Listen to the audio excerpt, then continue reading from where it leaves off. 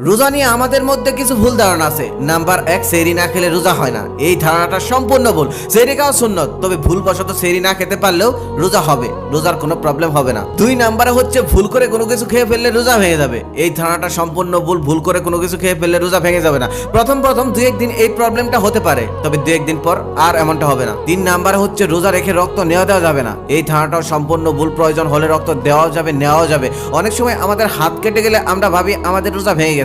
এই ধারণাটাও সম্পূর্ণ ভুল। 4 নাম্বার হচ্ছে কানের ড্রপ বা চোখের ড্রপ বা ইনজেকশন নিলে রোজা ভেঙে যায়। এই ধারণাটা সম্পূর্ণ ভুল। রোজা শুধু ভাঙে খাওয়ার মাধ্যমে আর স্ত্রীর সহবাসের মাধ্যমে। তাই কানে বা চোখে ড্রপ দেওয়া যাবে, এমনকি প্রয়োজন হলে ইনজেকশন স্যালাইনও নেওয়া যাবে। এগুলি ছাড়া রোজা ভাঙবে না। 5 নাম্বারে হচ্ছে ফজরের আজান দেওয়া পর্যন্ত সেহরি খাওয়া। আমাদের অনেকেরই ধারণা এটা যে ফজরের আজান দেওয়ার আগ পর্যন্ত সেহরি খাওয়া যায়, তবে সেহরি খাওয়ার নিয়ম হলো সুবে সাদিক উদয় হওয়ার আগ পর্যন্ত সেহরি খাওয়া, তারপর খাওয়া যাবে না। ফজরের আজান সাধারণত সেহরি শেষ হয়ে যাওয়ার কয়েক মিনিট পরে দেওয়া হয়, তাই এই ব্যাপারে সবারই সাবধান থাকা উচিত। 6 নাম্বারে হচ্ছে কাজা ও কাফারার ব্যাপারে আমরা অনেকেই অজ্ঞ। রোজা রেখে কোনো ওজরে রোজাটা ভেঙে ফেললে তাহলে সেই রোজা কাজা হিসেবে রেখে দিতে হয়। কাজা রোজা হচ্ছে এক রোজার পরিবর্তে আরো একটি রোজা। কাজা রোজাগুলি পরবর্তীতে সুবিধা মতো আলাদা আলাদা করেও আদায় করে নিতে পারবেন। একসাথেই সমস্ত কাজা রোজা করতে হবে এমন কোনো কথা নেই। আবার রোজা রেখে কোনো রকম ওজর ছাড়াই শয়তানের ধোকায় পড়ে রোজা ভেঙে ফেললে সেই রোজার জন্য কাজা ও কাফারা দুটোই দিতে হবে। কাফারা আপনি আবার 3 ভাবে আদায় করে নিতে পারবেন। 1 নাম্বার হচ্ছে দাস মুক্ত করে দেওয়া। এই দাস দাসীর বিষয়টা এখন আর নেই,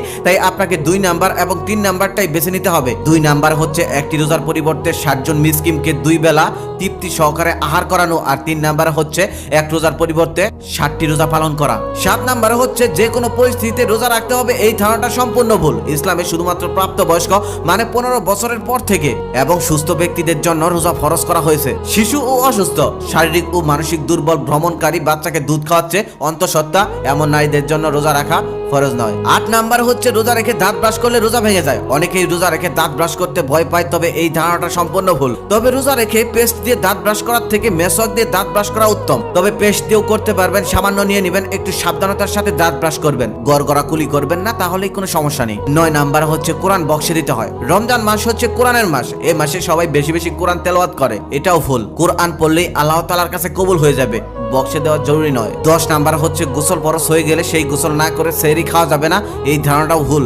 তবে শরীয়তের নিয়ম হচ্ছে গোসল ফরজ হয়ে গেলে অতি দ্রুত গোসল করে ফেলা উচিত। উদাহরণত মনে করেন ঠিক সেহরির আগ মুহূর্তে আপনার গোসল ফরজ হয়ে গেছে, ঠিক সেই সময় যদি আপনি গোসল করতে যান, ওদিকে সেহরির টাইম শেষ হয়ে যাবে। ওই টাইমে আপনার অবশ্যই আগে সেহরি করে নিতে হবে, তারপর আপনি গোসল করে ফেলবেন। তারপর সেহরি করার পর ফরজ গোসল শেষ করে ফজরের নামাজ পড়ে ফেললেন। 11 নাম্বারে হচ্ছে দিনের মাঝে রোজা ভেঙে গেলে বাকি সময় কি খাওয়া যাবে? না, খাওয়া যাবে না। এটি মাত্র সাধারণত মেয়েদের জন্য। ধরুন দিনের মাঝ বরাবর আপনার মাসিক শুরু হয়ে গেছে, এটা শুধুমাত্র শুরুর দিন, শুধুমাত্র ওই রোজাটাকে সম্মান জানানোর জন্য। তবে অবশ্যই ওই রোজাটাকেও পরবর্তীতে কাজা হিসেবে রেখে দিতে হবে। এই ছিল আজকের ভিডিওতে রমজান আসন্ন প্রয়োজনীয় কিছু মাসলা। অনেকেই হয়তো জানেন, আবার অনেকেই হয়তো জানতেন না। যারা জানতেন না তাদের জন্য ভিডিওটা খুবই শিক্ষণীয় হবে। ভিডিওটি শেয়ার করে রাখার অনুরোধ রইল, যাতে আপনার প্রিয় মানুষগুলিও বিষয়গুলো থেকে সতর্ক থাকতে পারে ও জানতে পারে। সবাইকে রোজা মোবারক, আর প্রত্যেকের জন্য দোয়া রইল। আমার জন্য সবাই দোয়া করবেন। আল্লাহ হাফেজ।